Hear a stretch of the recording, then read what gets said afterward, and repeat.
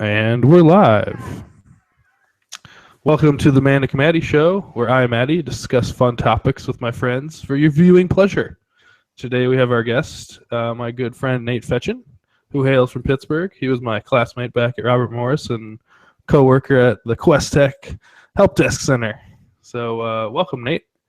Thank you. So how's your day going?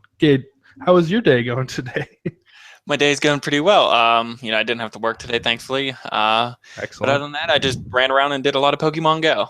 Oh, nice. I've been slacking on my Pokemon Go ever since my data plan ran out last month, and I didn't jump back into it. Well, that's probably a good thing. But it gets me outside, It gives me a reason to exercise. Oh no, I'm not saying it's bad because you're exercising, but good because your data plan. Oh yes, yeah. I was like, it's the next month, so I can do it, do some more. So I have to get back out there. James, Lindsay's son James loves going out, so we'll just go on a hike later today or probably. But yeah. So what games are you playing right now, or streams you watching these days? Well, recently I just got invited to the Legends for the Elder Scrolls beta. Haven't tried that yet. I'm going to do that today. Nice. Haven't been really around to play much except for Overwatch, and then other than that, just work. Haven't done much streaming or watching. Yeah, for sure. What is the Legends game all about? So basically, it's like a Hearthstone kind of copy over, but with all the Elder Scrolls, haven't really been into it, so I haven't been reading much either. I must have been playing Elder Scrolls 5 Skyrim still.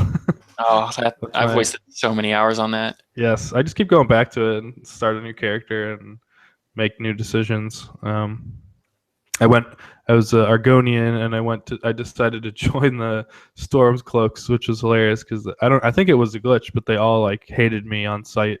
They're just like, they're racist.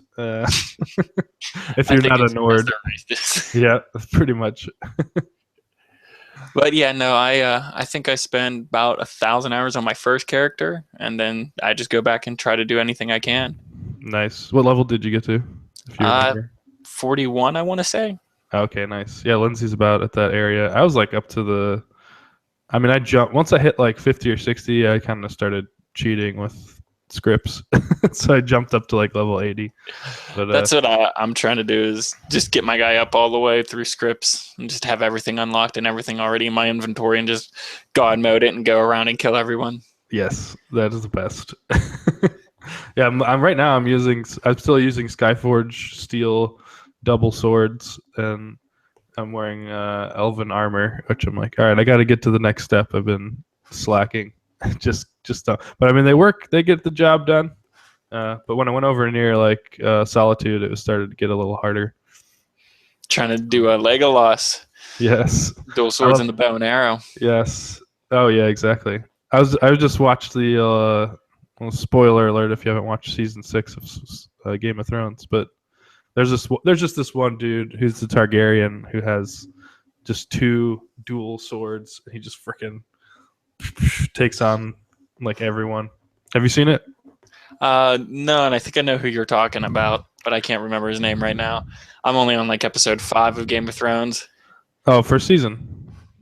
Season 6. Oh, season 6. Okay, you'll see it soon. Well, I think it was in the 3rd episode when Bran is looking into the past with yes, Ned. I know who you're talking about now. Yeah, that dude is badass. Yeah, he is. I love that dual freaking huge swords that he's like just rocking like they're nothing.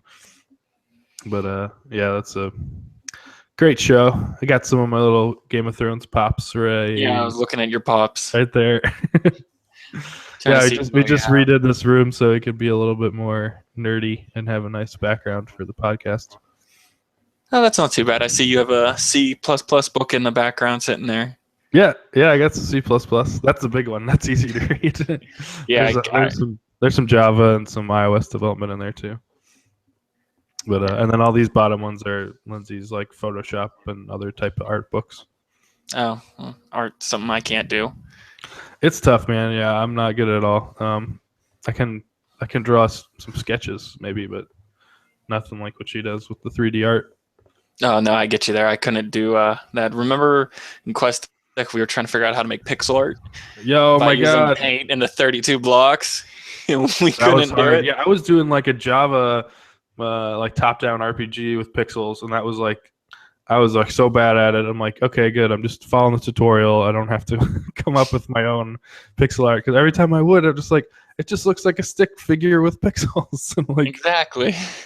Gosh. it's as you don't think about it, but it's very it's an art form. Even doing just like, I mean, you have to make the guy look like you have to show a sword and a mustache and a helmet, all with freaking 32 pixels or however many it is. Yeah, and then let's not forget, like, although it's kind of easy to do the move manipulation, you would need like maybe one or two other sprites for him to move to, but it's still pretty hard to make him look like he's screaming and have all that Yeah, detail with that little bit of art. Like that's why they gave Mario the mustache because they couldn't really put that back in that 8-bit era. They were like, all right, we can give him a mustache. It looks like he has a mouth under there. You just can't see it. Exactly, it's just little. Yeah, just some thick black pixels. Kind of looks like Cthulhu. Oh yes, right. Or why did I do Zoidberg? But oh well. Yeah, that's how it worked. Yeah, Zoidberg. I have. Ooh. No. Rolling around. Hopefully you didn't break. Oh, that's awesome. Yeah, I just got this in the loot crate. Oh, that's sweet. Yeah, they're pretty sweet. I'm down with the loot crate. I would highly recommend it. It's also good. I'm like, everyone's like, oh, you can just go buy your own stuff, and I'm like, well, I don't, and it's a good gift to give somebody too. Like exactly. Yeah, you get a present every month. The one thing I've been wanting to get for a while now, I just never either find money, time, or I always forget, is the Assassin's Creed Black Flag pirate flag. But like this detail is the ends are like shredded a little bit to look like it's been flying around for a while, and it's pretty sweet, and I've been wanting it, and it's on sale right now, but I just can't find myself to buy it. Yeah, that's awesome though. It's put it on your Amazon wish list, right? Somebody will get it for you. Oh, exactly. Yeah, I've definitely. I need to fill mine out. My birthday's coming up in August the 16th. Oh, that's right. And yeah, and Lindsay's is on the 4th. So these are technically her early birthday present, but I have my own pair. They're just the regular ones. She has the Uncharted ones. Yeah. Put the link out to a few people. Maybe we'll have some guests watching us. Right now, we do not. It's probably a good thing because I'm a little nervous. Oh, you're good. That's all good, man. So we were talking about our game making back at Quest Tech. So what game are you working on right now, and how's it like working on a indie team with? I mean, I'm doing the same thing. We're both doing indie games with the indie team on the side after 40-hour work weeks. Right? Yeah, but yeah, it's fun. It's a little hard, especially since you're kind of like the boss as well, and you're not only worrying about getting their stuff done, but getting your stuff done, and then kind of pushing along the development either through social media or through trying to find business revenues to go through. So you're kind of doing it all. You're being the COO, the president, everything, it's tough, and then while trying to work. Exactly. I'm like, I'm just gonna upkeep. I'm like, I just think I need to find more developers and designers so that I can hand off some of that work and focus more on the social media aspect and or even the social media aspect. I'm sure I could get somebody to do that. And then I could focus on the business side of things and how are we going to get money and where are we going to advertise and what's the direction of the project. Yeah, and like that's the thing too, is you try to communicate with everyone, and everyone that you work with also works 40-hour work weeks and has a social life, and it's not like their exact project. You don't know how like involved they want to be, so like you can go all the way with a person, and then like 2 weeks, 3 weeks down the road, he'd be like, I'm done. You can have my work, but like he did a lot, or he did a little, and it's just it just depends on how many hours they have to commit, and you're like, okay, can I really? I mean, we're not we're not paying anyone at the moment. When it's like, how many hours can you commit a week? And then, you know, it always ends up being probably less than you would expect, just because things always get in the way. And like, I wish I could just hire some like high school kids that have like all this free time. Just be Exactly. like, hey, you work on this forever, and I'm gonna go fix my house and go to work.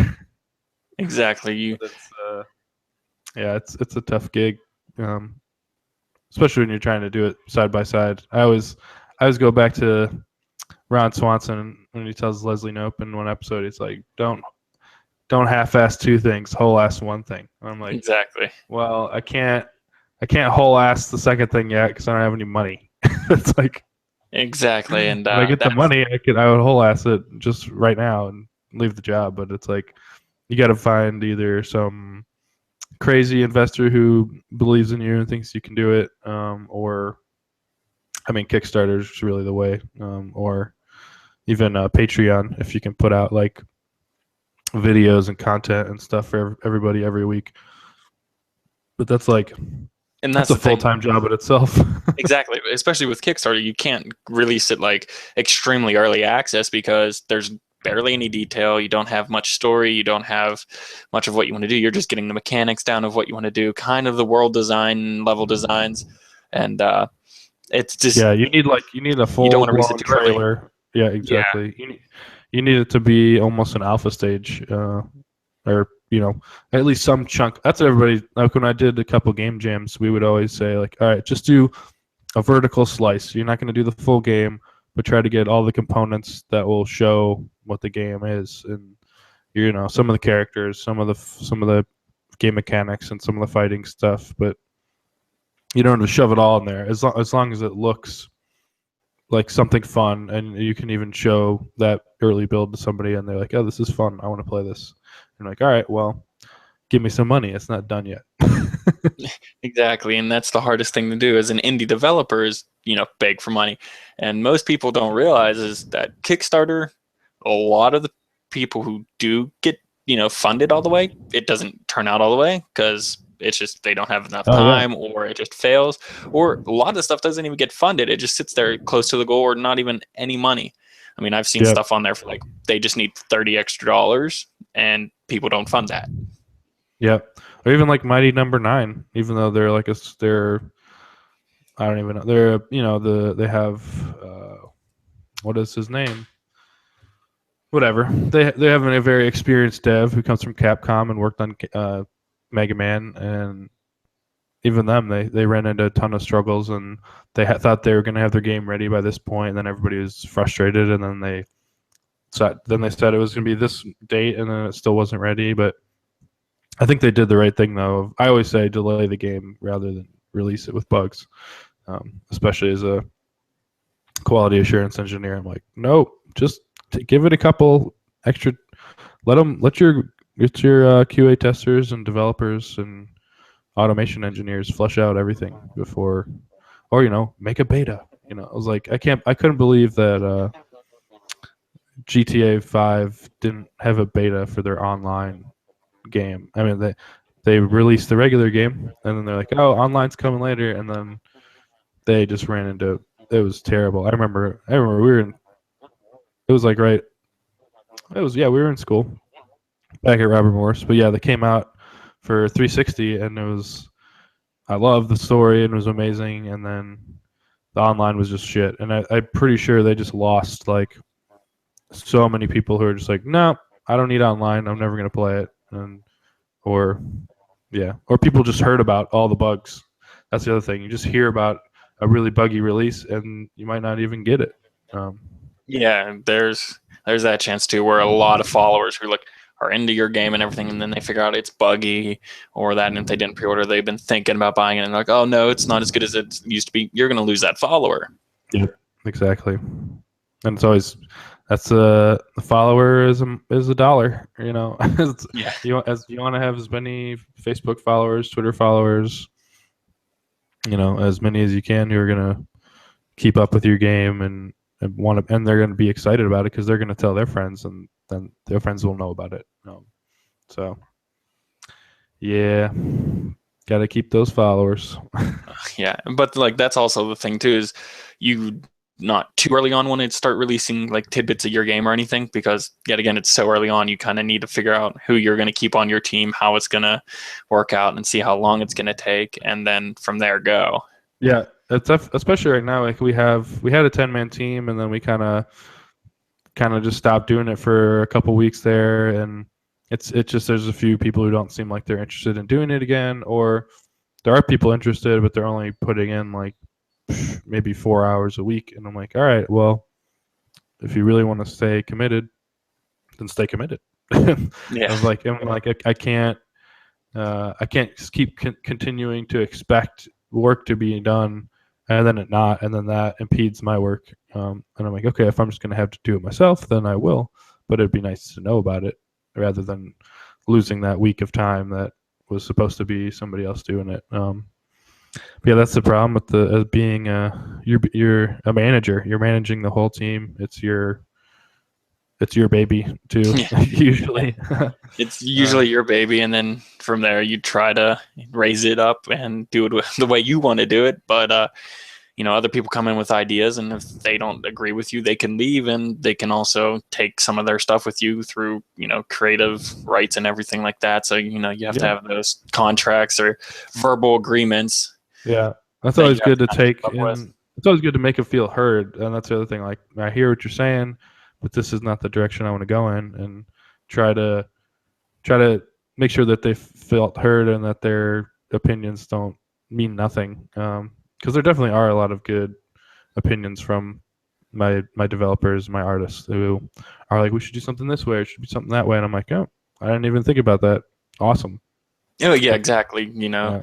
That's why when our team goes down, and we do have our I would not even say monthly. It's like kind of whenever we want to meet type of thing. I see where everyone's at, and that we kind of have like a round table, and we talk about where we want to go, where does the sound want to go, where does the art want to go, the story.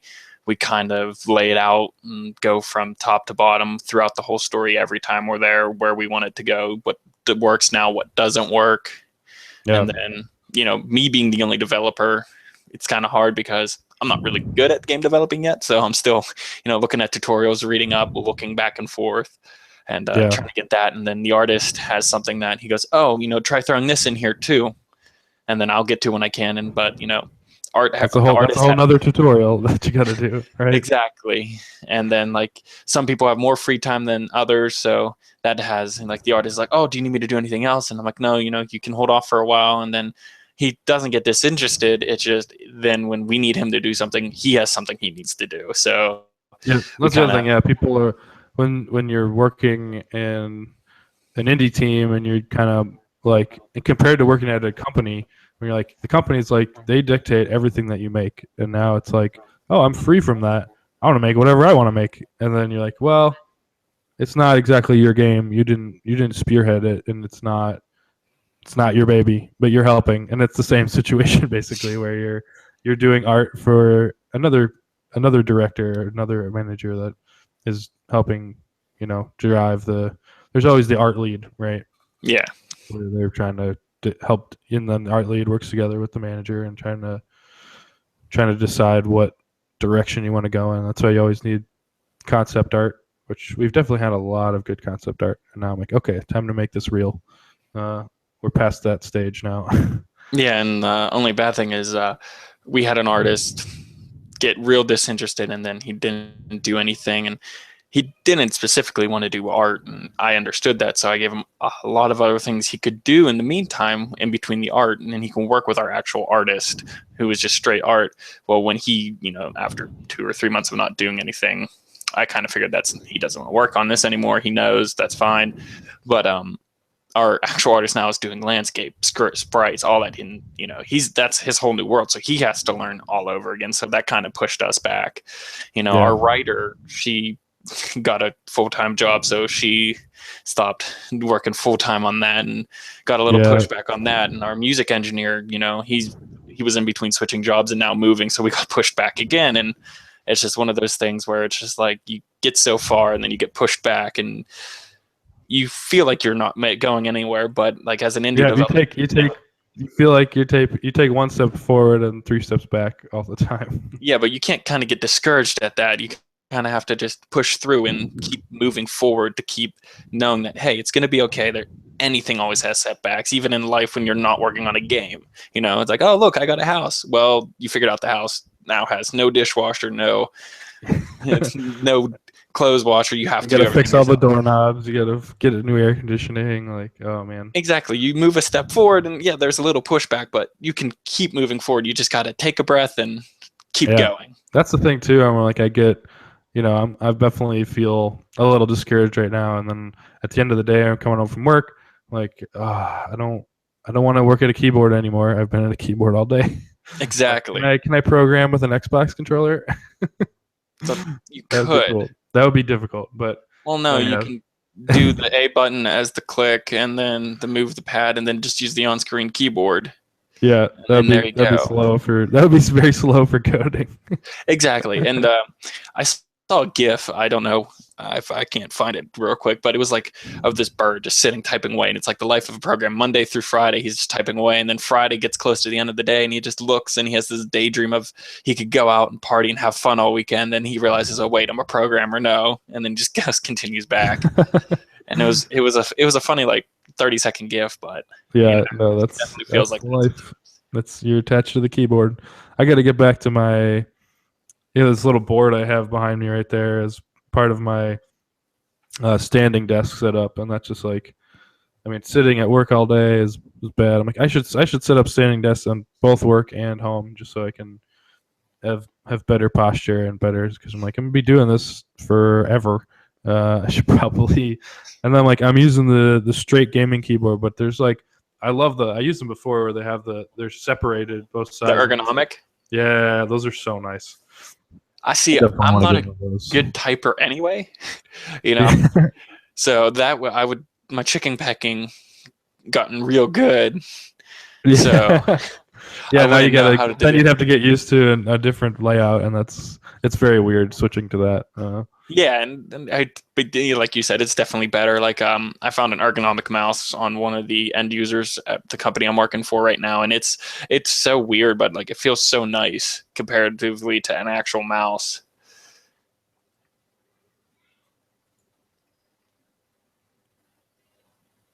Did we lose audio? No, I think we're still good. Okay. Sorry. And that's okay. I just thought we lost audio there, and my internet here has been weird. No, we're good. Just a slight glitch. Yeah, I mean, you know how hard it was for us to get the camera and microphone working. That was we got it though. Yeah, thanks to Skype. Yeah, well, actually, I would have been when we originally planned to do this, but I accidentally disabled the camera without even knowing. Oh Lord, that's never good. No, it's not good. I spent hours uninstalling and reinstalling the driver, and it wasn't working. And I was like, wait, it's probably disabled. But as a end user support analyst, and you go through all the troubleshooting steps, you tend to look over the easy things because you think it's going to be so much harder than it is. Yes, I do the same thing. Like, I'll just reboot it. Fuck it. You gotta give that a try always. Exactly. Or just the simple stuff. Yeah, it's pretty crazy. All right. Indie games, we talked about that. I forgot to tell you, I'm playing a game called Skyhook, which is super awesome. Is it Skyhook? No, Energy Hook. It's called Energy Hook, and it's only on the PS4 or Steam, and it's by the guy who did the physics engine for the Spider-Man 2 game. Which is, everyone's like, what's your favorite Spider-Man? Everybody always says Spider-Man 2 because it's got the best web swinging physics, and he basically went and made a game in Unity with this guy with all these jetpacks and this like energy like freaking hook type of web slinging gun, and you basically just go around doing like time trials and trick attacks and going around doing awesome fun web slinging, which it feels so much like Spider-Man. It's awesome. But I always, if I ever need to chill out, I'll go do that. Or of course Minecraft. We got it. I have it on every console. Yeah, I do too. Anytime I have Minecraft, I make sure I get on a new console because it's always out on there. And Minecraft's always good to go to. The one time we did a whole Waterworld, me, my actual artist, we play Minecraft when we need a break, and we were trying to make Rapture kind of like Bioshock, but it was Oh, all nice. glass. So it took us, because we did this in creative mode because we couldn't get that much glass. Oh no, yeah. Whenever I'm doing something like I want to make a creative building or something like that, it's like it's gonna be all cobblestone if I'm doing it in survival. Exactly. And I mean, I spent 6 to 7 hours the one night we were doing it to just get the 30-story ladder system down and then Oh into man. the original first building, which he was building, which that took him more than me. And it was fun, but we got that far because we're like, we can't do this. We're not that good. Like it would look like it looked a little bit better than a 5-year-old making something, but it looked worse than what you see like people actually make. Oh man, they make so many amazing things. I always just go look up a YouTube video, and I made a redstone elevator. And actually, I did it back and on the 360, like I don't even know, back a long time ago, and it was always really glitchy. But now that with the updates and everything, I did it again. It was a different style, and it was awesome. It just shoot you up all the way to the top, and I was like, I always look up cool redstone creations, or just go and start a new survival with Lindsay and James, and we just go and start from scratch. Do some more. He hates survival though because he just prefers the freedom of getting every block and flying around. And I'm like, no, you gotta play hard mode. You can't fly. We'll give you a hard mode, but we'll turn it on easy for you. Don't worry. Yes. But speaking of streaming, you brought that up earlier in the podcast. Oh What yeah. streams do you usually watch? Oh well, I definitely watch the Colin and Greg live, which is Colin Moriarty and Greg Miller of the Kind of Funny uh, Games channel, and they do a show every day at 11 Pacific, so 1 p.m. my time, and they just talk about all the gaming news and go like just pull up articles and they have like they'll pull up their computer and show you the article and then they'll talk about it or it's kind of like I used to read IGN all the time to get that information, but now they pull up stuff from GameSpot and IGN and NeoGAF and everything, and they just kind of discuss it and give their own opinions on it. And they don't say like, oh, this is fact. I'm like, this is just what we think, and we're just having fun, and it's always fun and goofy, and they do funny stuff on there. There's another guy like Ox33. He does a lot of Terraria, which I love watching Terraria, and I was big into that before, but not as much right now. I'm trying to think of what any other ones I do. Sometimes whenever I'll just be like, okay, I want to watch some Overwatch, and I'll just click on that and watch whoever's the top one on that. But yeah, I've actually started doing some streaming of myself. I mean, I did some back when we were at Robert Morris, and I finally got the setup. Oh yeah, Ox is playing Counter Strike right now. But yeah, I play some. I try to play some games here and there on Twitch, but you gotta, if you really want a good following, you gotta set up a schedule so that everybody knows when you're on, and you can be like, okay, I play Monday, Wednesday, Friday at 7, and then you can start gaining people. Like, okay, because there's always different people who are available. I'm like, okay, then I have my work schedule is 9 to 5. I can see mine is the same as you, so I can see your game stuff. But then other people might be awake and they don't work till 1 in the afternoon, so they can watch the early streamers from a different time zone. Exactly, That's and pretty awesome. yeah, I just watch anything that's interesting at the moment. I kind of hop around. Mostly, I watch CSGO because I can't play that. Why not?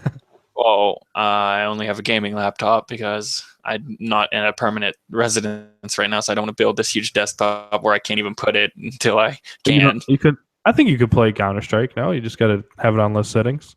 Oh, I can. I mean, I can easily play it. It's just I don't have access to my router that well because my mom's computer is there. So I see. Yeah, I'm on Wi-Fi, and I don't think Wi-Fi works really well when you're trying to do an online game. Yeah, Wi-Fi's not the greatest for sure. I got to run to the restroom real quick. I'll be right back. Oh, Pause have the a glorious podcast. time.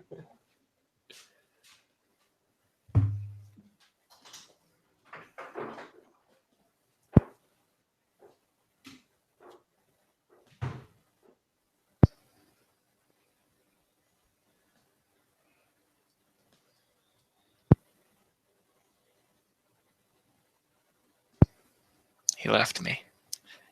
I'm all alone, just not talking to anyone, talking to myself. Kind of feel like a streamer, you know. You talk a lot to yourself, and you playing a video game. Well, I'm not playing a video game. I'm watching a video game being played. Actually, I'm watching, Fnatic versus Virtus.pro, and they're playing CSGO. So I'll commentate that a little bit.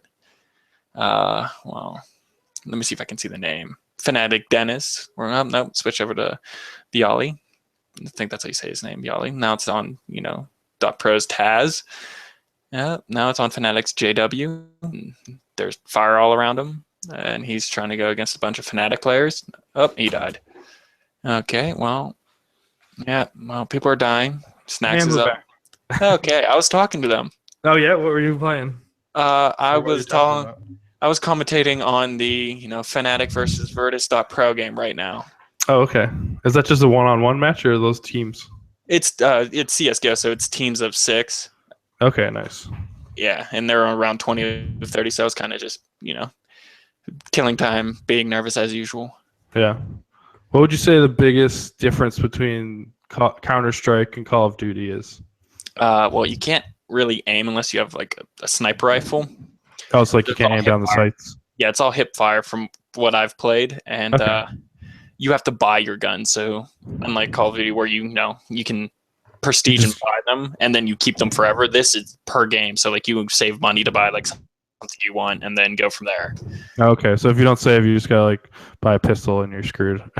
Yeah, you start out with a That's pistol, cool. then you go from there. And then there's a lot of different skins, and I think that's where Call of Duty kind of got the idea from. Was CS:GO's the skins, all the different types. That's cool.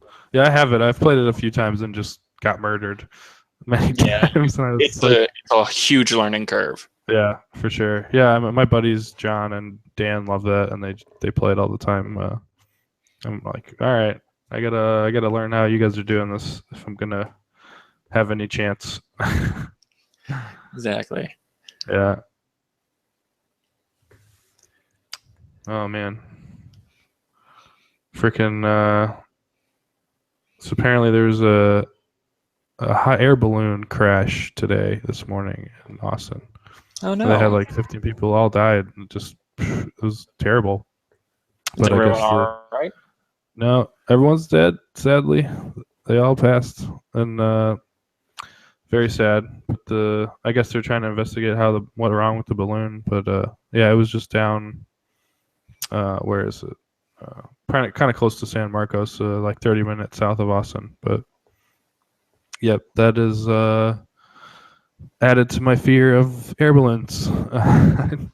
Never liked air balloons? No, I don't know. I'm just like I'm just in a tiny basket floating in a balloon. I mean, I don't feel safe. They usually don't have parachutes. It's usually just like, who knows? It's very, and I'm like, how do you steer this thing? I have no clue.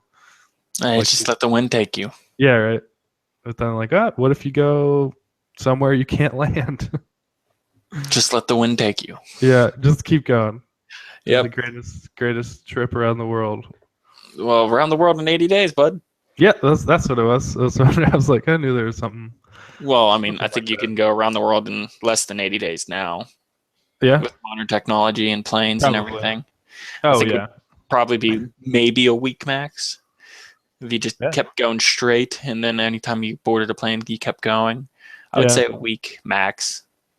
Yeah, my dad would know. He's definitely an international traveler. He goes to Germany a lot for his work. Well, he's retiring this year, so no more. But yeah, he's been all over the place. It's cool. I gotta get out there. The United States. No, yeah, no. I just went to when I was at John Carroll. My parents took us to Italy for 2 weeks. That was pretty awesome. I bet. Bounced around around all the cool cities: Venice, Naples, Rome. That was. But other than that, I think it was just Mexico. Went to Tijuana for like an afternoon because we were staying in San Diego, and then did a nice vacation in where is it? Playa del Carmen, which is close to Cancun. That was awesome. Just a nice. All the beaches are super clear water, super nice sand, and it was all inclusive. So you just get food and virgin daiquiris at the time. Just unlimited. It was crazy. That was a good Unlimited trip. daiquiris. Wow. Now, if it was actual daiquiris, that might have turned out bad. Yes, definitely. I would have fallen asleep in the pool, maybe. Let's not have that, because then this wouldn't have happened. Yes, exactly. They had a bunch of fun like little contests too, like trying to like balance on a surfboard in the pool, and they had some dudes chugging beer. I think my dad partook in that. Dad probably won with how many trips he made to Germany. Yes, right. Let's get the German drinking Techniques. skills. Yeah, we are part German too. I think like I just sent out the percentages the other day. It was like I think it's only like 9%, but then we have Polish as well, which they're both pretty cool, and they're next to each other. And you got pierogies. Yes. Yeah, Pittsburgh pierogies, right? A lot of Polish population in Pittsburgh and yeah, it's a lot. Chicago too. But pierogies are much more prevalent in Pittsburgh.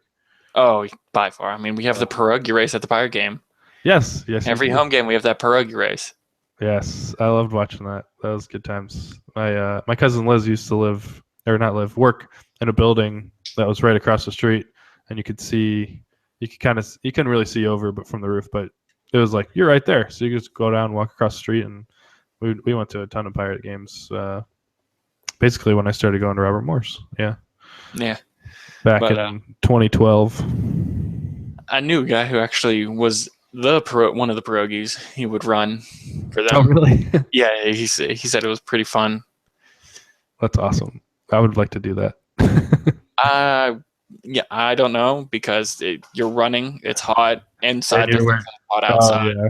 And you're in that super hot outfit. I'm sure it's not the funnest thing, but no. But it's I mean, cool having everyone cheer for you for the race. Get that whole crowd to get you pumped up.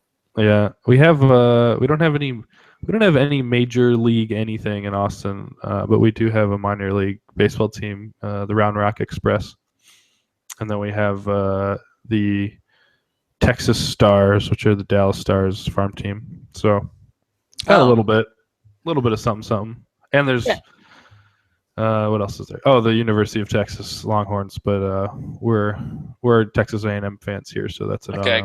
Good. I was gonna say I don't know. I might have to stop the call right now. No, because if you're a Longhorn fan. No, Lindsay was actually born in College Station, so her parents were there and they had her there, so they both went to school there. So she's a big fan, and she's taught me how to be a big fan. When I moved down here, I'm like, well, I don't know. I only know the Big Ten. That's the only division I knew. But now I watched a lot of A&M games this year, which was fun. But yeah, no Johnny football to lead the team anymore. So they're trying to. I don't think they really had their quarterback wasn't that great, but they kind of switched between like three of them actually, and they each had their own, pluses and minuses. But yeah, I couldn't get it done this year. Yeah, but the Pens could. Yeah, the Pens really good. I'm happy for that. Yeah. What was it? Game awesome. 5 when it was up here for the finals. There was 23,000 people downtown in Oakland. Oh wow! And my girlfriend was working that night, and she's like, "Yeah, I'm just gonna rent a hotel and stay here because I don't feel like trying to fight all these people." Oh yeah, definitely. That's a good call. I'm happy we kind of lost that game because imagine the mayhem that would have happened. Oh right, yeah, for sure. Because we all know Pittsburgh. Yeah, and we've never won it at home right? I don't think we've actually won at home. Yeah. Yeah, which is good because we'd probably tear the city apart. Yeah. Probably. And by we, I mean you guys. I'm not there anymore. Yeah. Well, you can always just drive 24 hours up and then help Yeah. join the That destruction would of this. be. Yeah, I was very much contemplating it. I was like, I want to be there for that parade, but I just didn't make it. We'll have Yeah. another one. Yeah. Plus, yeah, we'll definitely have another one with the way the trades have begun this year. Yeah. What are some good trades? I haven't been following them. Well, I mean, trades. We lost Ben Lovejoy and we Oh kept yeah. Justin Schultz, which is kind of one and the same.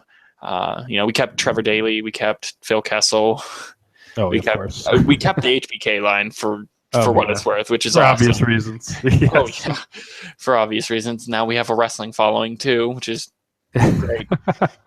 Hey, I love Shawn Michaels. He actually tweeted me back. Oh really? Yeah, which was sweet. It was one of his.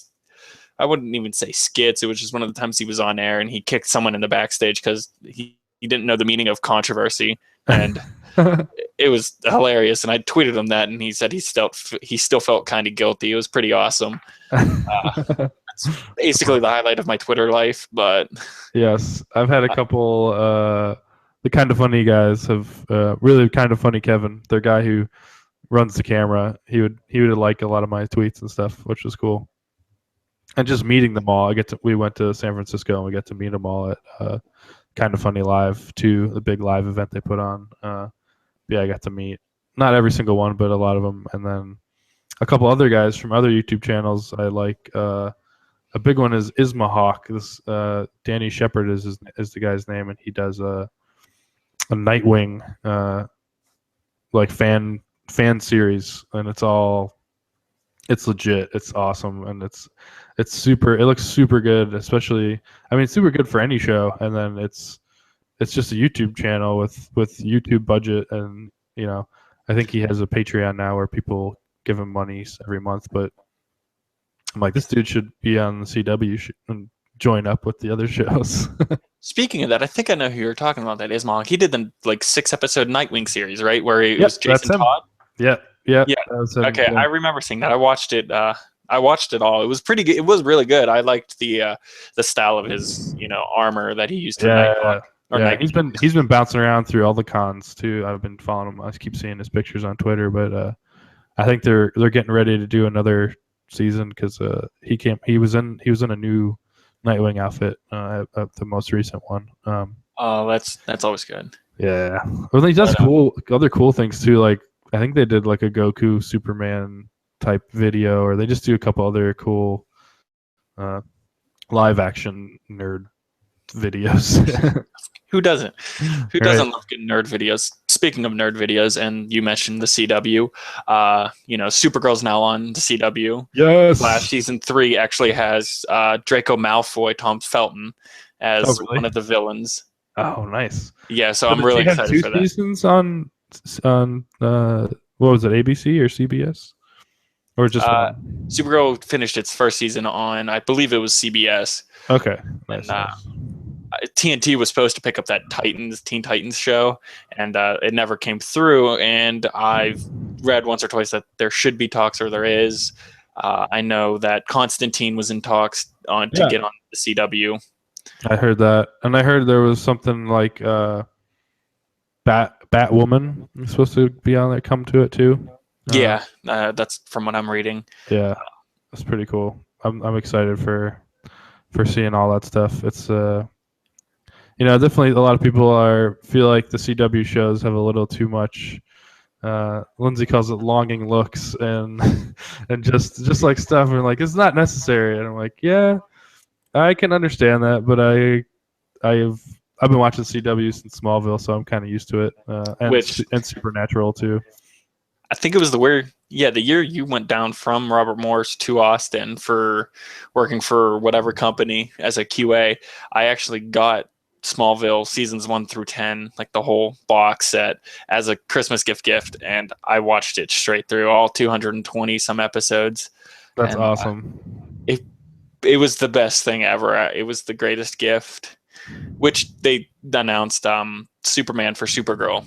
If you Oh yeah, saw yeah. I that. just saw the photo of him, and my one buddy Ben Bellevue, who I met at the Kind of Funny Live, he tweeted a couple more photos that were like, this one was just not as flattering. Like it made him look skinny, and not. But then these ones showed you like, oh, okay, he's pretty jacked actually. Yeah. So he's a valid Superman build. Oh yeah, I mean, anytime someone plays Superman and they're not like as buff as you see Superman in the comics, I totally get that because well, someone's really not supposed to be that buff as Superman in the comics Yes. because it's just overnaturally gross. But it's more it depends on how they portray Superman that I really care because I've liked Superman and I think he's more of a trying to figure out where he's at in the world and how humanity should be Yeah. compared to like, oh, I have these powers, I'm a god, blah blah blah. I can destroy humanity. No, he's trying to fit into the world and try to be like trying to do what's right. He's trying to be good. Yeah. He's not. But then I love there's the Injustice storyline from the game. Yes, which they're making a second one, which I'm pumped about. I'm so pumped about. But that one's awesome because it's like the alternate universe and Joker kills Lois, and then he becomes this like world dictator. Superman runs the whole world. Yeah, just such a cool take on it. Oh, which exactly? It's a very good take, and I'm almost done reading the not Death of Superman. I finished that. Red Sun Superman, the one where he's actually born in. He was found in Russia. Oh, yes. That's the one I needed to read that because I saw this. I remember the skin from Injustice, and I was like, I should read this one. Yeah, the hammer and the sickle skin. That was a pretty good one. But it's a very good story, and it's from what I'm reading, it's kind of the same concept. He's trying to figure out where he is in this world, and they see him as kind of like a powerhouse where like they can rule the world, but he doesn't see it that way. Yeah, so, okay, that's cool. It's always fun. I just read Justice League 3000. That was a pretty cool take on like the Justice League. Oh yeah, that's awesome. Yeah. So basically, they've been dead for hundreds of years, and these two twins, I'm guessing it's the Wonder Twins. I'm not really certain, but they bring them back to life, and like they're totally different from what they are. Like Batman's more dark and gruesome, and Superman just thinks he just calls himself Superman in the third person throughout the whole thing. Oh my god, that's hilarious. Wonder Woman doesn't take anything he says, like because he tries to hit on her. Flash is more worried. Green Lantern's weird. He doesn't have a ring. He has a cloak that allows him to do the constructs. So it's a different take, but I agree it's awesome. Yeah, I just grabbed the first issue of DC Universe Rebirth of the Justice League. So that was really cool. I'm just seeing, I mean, pretty typical Justice League type actions and stuff, but there's some crazy red energy that's like taking over people and making them, and they're able to take away their powers. So they go and like touch them, and they can't. Flash can't run or anymore. Or Green Lantern can't make the constructs. And there's actually two Green Lanterns. There's they're both. I don't even remember. One of them's Jessica or something, and I didn't know the main one. I think it might have been Kyle Katarn, maybe. I forget, but it's not Hal Jordan. So that's cool. Yeah, I'm very much looking forward to the Flashpoint and the Flash now that he has saved his mother and reset. This looks so cool. It does, but the weird thing is I think the Flashpoint's going to be shorter than we want it to be. Yeah, I definitely think so. I think it might even be just like a quarter of the series, and then he'll get it back to normal, and then it'll be something else. But because if you remember, I think it was season 1 where he doesn't save his mom. You see the Flash do like he says stop, and then he goes away, and he has to like sit there and listen to his mom die. I think that's kind of like a play on what they're going to do. Is like he's going to get to that point and realize that I can't do this if I want to live the life I want to live.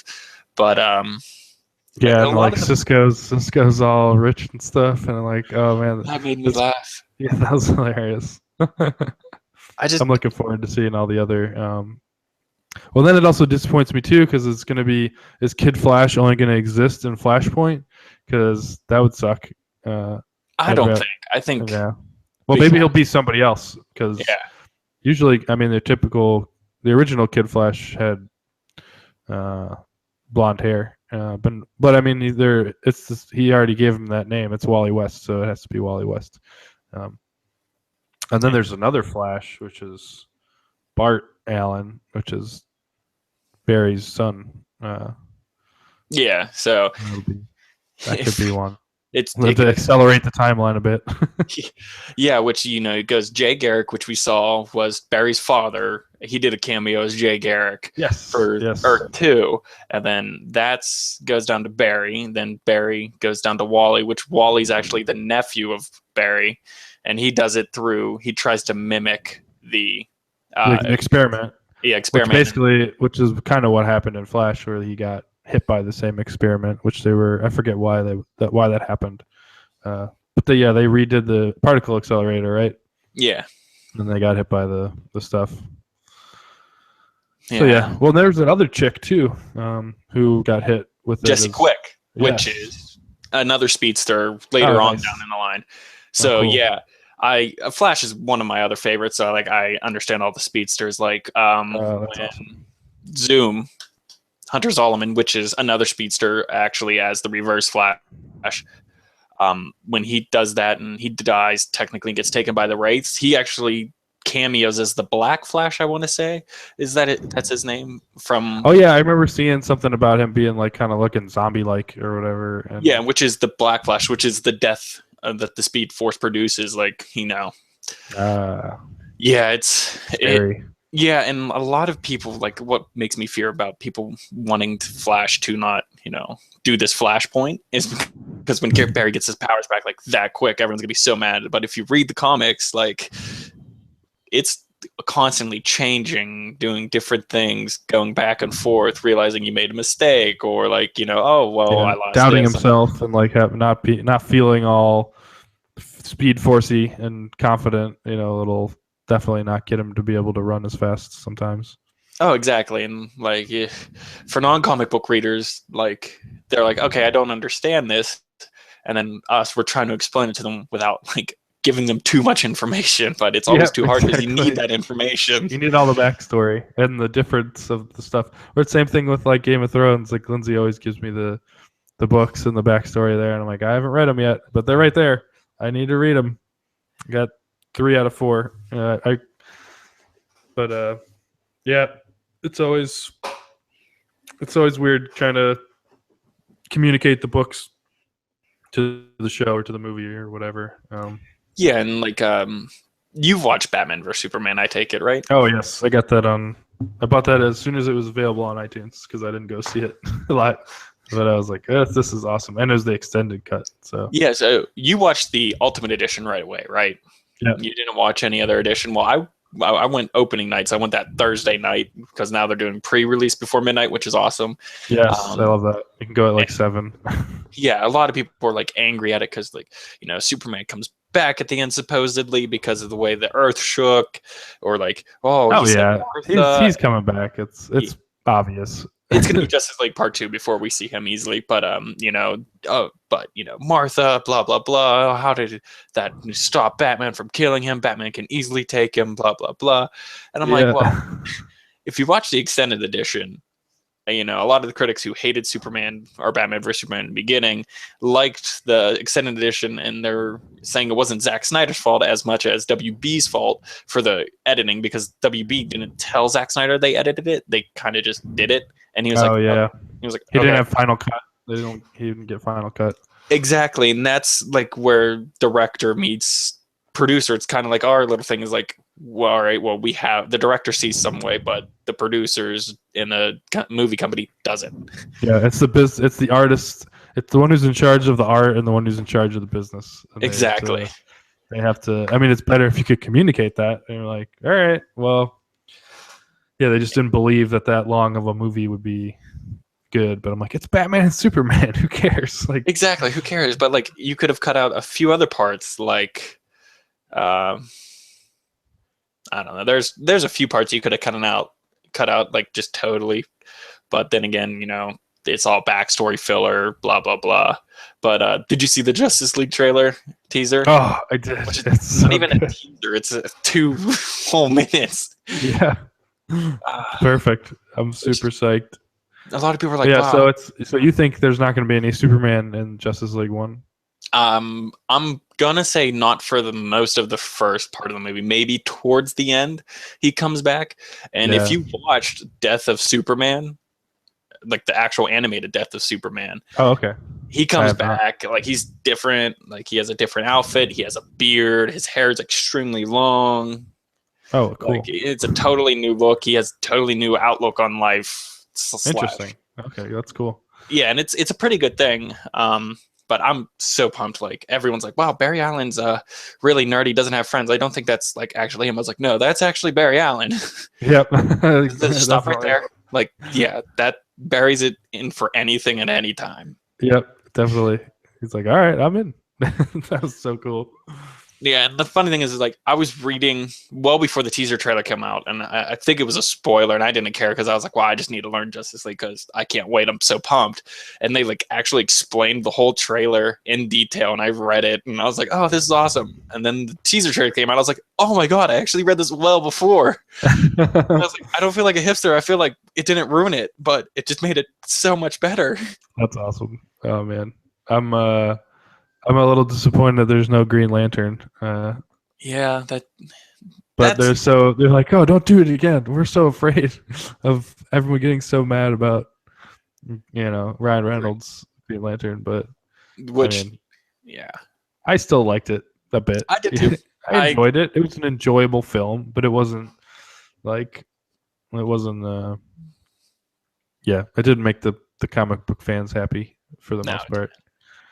I mean, ultimately, who really what comic book nerd is extremely happy about a movie being made about their favorite superhero or superhero they really enjoy.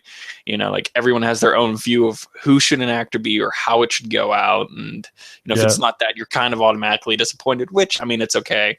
Like I said, I I feel enjoy. like I'm never disappointed in the Marvel movies though. Like they always cast so well. They do cast well on the character. I think they just make it too lighthearted. Yeah, definitely. I think. I think hopefully with the Infinity War, it'll be a lot darker. I mean, I there's going to want be this huge, massive force that's going to try to, and they're going to be having like no hope in defeating him. Yeah, I want death. Just Yep. honestly, 2 or 3 people dying in this Infinity War. I don't care. I don't care if people are like, "Well, Marvel's not supposed to be like that." Blah blah blah. I Yes, want it is. I death mean, and there's dark destruction. stuff in Marvel in the comics like that. Oh god, yeah. There's I mean, tons. Captain America. I mean, well, actually, Captain America has to die. There's two other Captain Americas, which is the Falcon and the Winter Soldier, who both become Captain America eventually. And so I'm Exactly. like, I mean, you can freeze him again, whatever. But Sorry, Chris Evans, you are going to die. yeah, he's Just had a like good run. Just like Tony Tony Stark. Stark. Tony Stark has to die too. I Yeah, I mean, think now she is Iron Man. There's a Pepper Potts becomes Iron Man at some point. yeah. There's a few girl Iron Mans, which ultimately I don't care that. I think it's awesome. Yeah, that'd be awesome. But Yeah.